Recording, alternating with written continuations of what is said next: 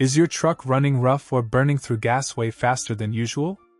If you see the code P02D9, your engine is telling you that the fuel injector for cylinder 7 has reached its maximum learning limit. This generic powertrain code is common on many gasoline vehicles like Ford, Chevrolet, and GMC trucks. When you see the word learn in a code description, it means your engine control module is trying to adapt to changing conditions. Think of it like your body learning to limp after you hurt your ankle.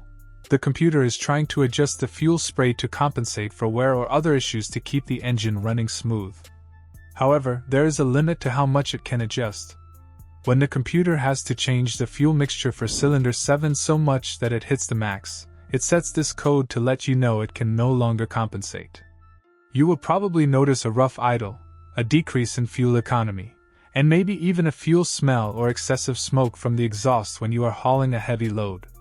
You might even feel a significant loss in throttle response. Common causes for this are things like a vacuum leak, a plugged air filter, or even a cracked intake tube. It could also be a bad head gasket or worn-out piston rings that are causing the cylinder to perform poorly. To start troubleshooting, the first thing you should do is listen for any whistling noises while the engine is running, which is a classic sign of a vacuum leak. Check your air filter to see if it is clogged and inspect the intake manifold for any cracks. A vacuum leak allows unmeasured air into the engine, which forces the injectors to work way harder than they should. Next, take a look at the fuel injector harness for cylinder 7. These wires are in a hot, dirty area and can easily get corroded. If you see a mess of oil and dirt, clean it off so you can inspect the wires for any damage. If you have a good skin tool, you can monitor the injector while the engine is running to see if it is behaving erratically.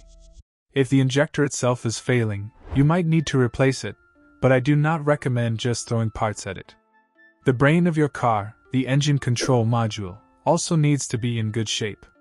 Since these computers are sometimes mounted in places where they can get wet or have coffee spilled on them, check for any signs of moisture intrusion.